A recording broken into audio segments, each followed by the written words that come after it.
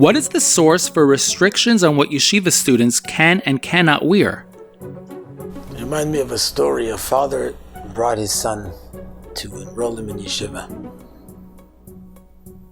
And the Rosh Yeshiva takes the bacher inside and he starts telling him exactly what things you can't wear. He says you can't wear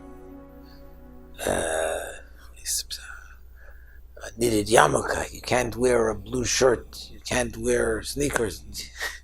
Suddenly he looks, he says, it's very simple. Just look at your father. Everything he's wearing, that's what you can't wear in yeshiva. I'm going to try to explain a little bit some of these concepts. Not taking any sides, not the Wagner side, not the yeshiva side. But just to understand perhaps what it is the yeshiva wants. And then perhaps also to understand some other things that maybe we should also understand. Let's start from what it is. A bacher in yeshiva has to be like Shevet Levi. He has to be different. Shevet Levi means those people that they are set aside, that they are put in order to serve Hashem, and their entire life is serving Hashem. The Rambam writes that a Talmid Chacham should be different than everyone else in his speech, in his manner of walking, and in his manner of dressing. Just because the yeshiva says a certain way of dressing isn't the accepted way for a bacher doesn't mean that they're saying it's bad, it's evil, there's something not chassidish or wrong about it. The yeshiva is saying that a bacher is a soldier, and a soldier has a uniform. And the uniform is Kabbalah Soil. The uniform is the fact that we accept as soldiers a certain type of look.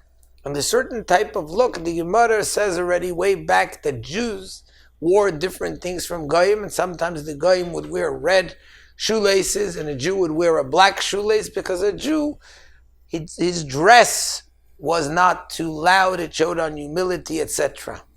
Now, even if there's things which fit for Jews in general, but not necessarily do they fit for a yeshiva bacher, for a tamim. Now, the bacherim sometimes ask, does that mean that the yeshiva thinks they're going to change me? I'm going to go home, I'm still going to wear these clothes. So just because in yeshiva I'm going to wear it differently? And the simple answer is that if a yeshiva wants to have any type of look of a yeshiva, there has to be a certain uniform and a certain way that this is who I am. Even the way I dress, I'm showing that this is who I am. I'm a tamim.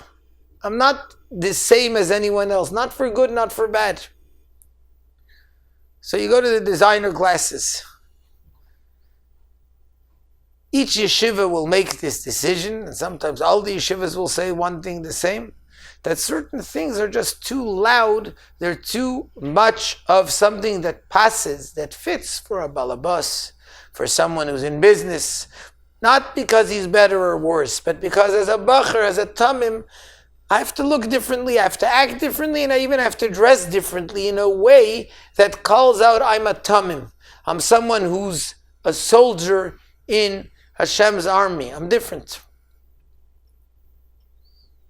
At the same time, there is a complaint that many bacherim have, which in a certain sense is a proper complaint, that people shouldn't be judged by what they're wearing.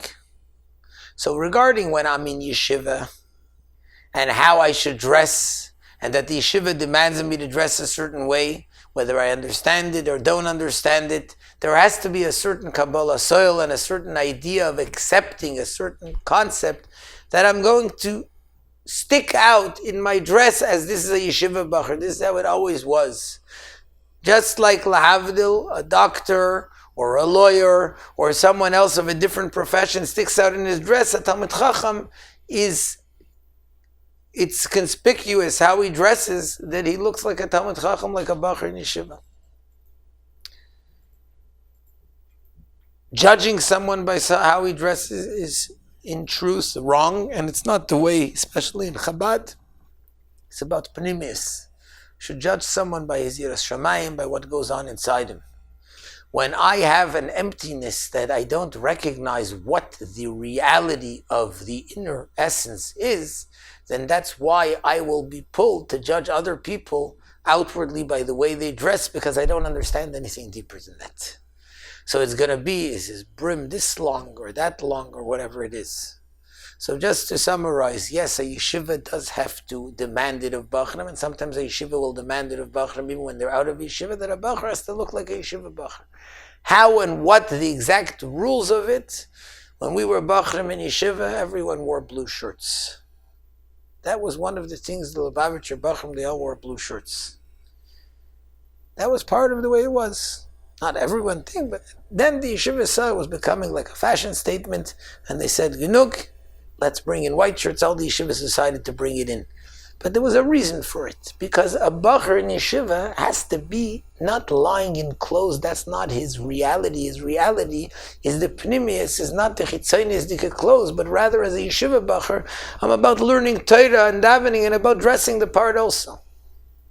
That's from one side, and as we said, from the other side, there's something that's very clear, that those who judge people just by the way they dress and by what they wear, usually that means that the person judging is so shallow that he doesn't have a connection to anything deeper. He can't look at a person and see, is he a daven, is he a learned? Is he davening or learning? He just decided, no, he's doing this, he's wearing that, and that's how he decided how to judge him. So that certainly we should not be doing.